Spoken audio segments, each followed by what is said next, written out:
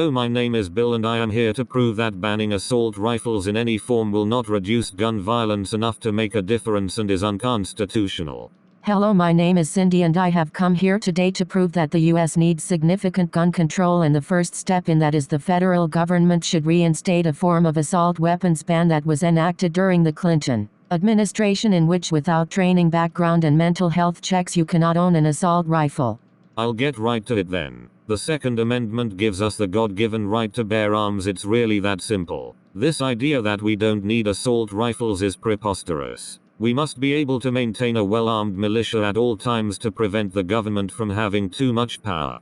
If a dictator came into office and we had no guns to defend ourselves, what would do? Assault rifles fall within our right to bear arms. You are correct in the statement that the Second Amendment gives us the right to maintain a well-armed militia, but there is a huge flaw in your argument. As of 2021, the U.S. military has a $715 billion budget. The concept that your AR-15 is going to protect you from a tyrant government is wrong. It won't save you from the fact that we have nuclear weaponry. The idea that we could somehow protect ourselves from our military is absurd. That may be true, but taking away our assault rifles would put us in an even worse situation than we are in now, and it is still unconstitutional to take our guns. I will move on to my argument, which is your guns are not worth the lives of our innocent civilians. This comes down to a morality argument. The fact of the matter is, people should not have access to guns that allow someone to walk into a school and shoot 30 people without training and mental health checks in combination with background checks. I am arguing not to fully ban assault rifles, but to have so many restrictions on buying them that anyone who manages to get their hands on one is not going to be dangerous. You insist that assault rifles are the cause of mass shootings. According to the Gun Violence Archive, there were 465 fatalities across 417 mass shooting incidents in 2019, and rifles were used in only 6% of all gun-related homicides in that same year.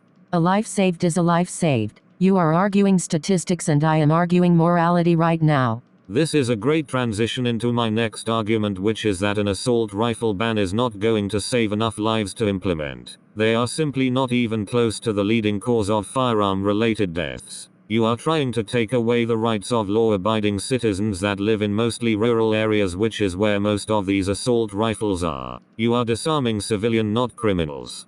Let's get something straight. Assault weapons and high-capacity magazines have constantly been used to commit some of the worst mass shootings in modern U.S. history. They are weapons of war that have no place in civilian society. We are not disarming civilians. We are disarming mentally ill and/or criminals that have no business in having those kinds of guns in the first place.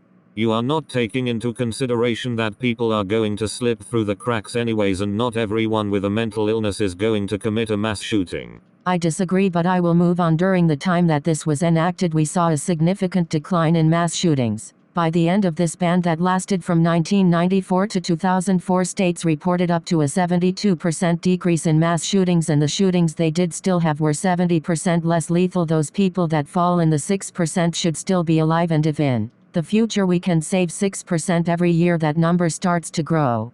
There have been mass shootings without assault weapons. The 2007 Virginia Tech shooter was only armed with a 9mm Glock, a .22 caliber pistol. In 1991, a man crashed his truck into a restaurant and with only 2 handguns and killed 23 people. In 1964, in Camden, New Jersey, a disturbed veteran let loose on a crowd of people. People are the issue, not guns.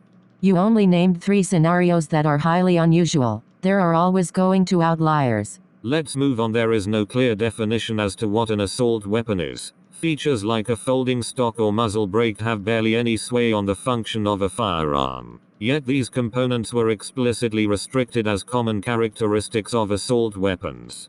To be extra clear, an assault rifle is a rapid-fire, magazine-fed rifle designed for military use. It is a shoulder-fired weapon with a semi-automatic or fully automatic or 3-burst mode.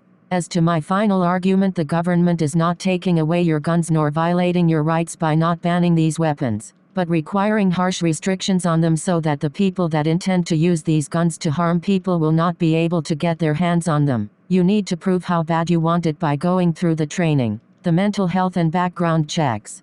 I will reference a lawsuit filed that laid out why these background checks were unconstitutional. It states that these background checks cut against the whole notion that these rights are not to be upon. The lawsuit you are referencing is still in litigation and is headed towards being thrown out and dismissed, therefore an invalid argument. In conclusion, the right to bear arms is a God-given right and is not to be infringed upon. These restrictions you are referencing in your debate do just that. There is simply not enough incidences to support that banning assault rifles is going to do anything to help our gun violence issue.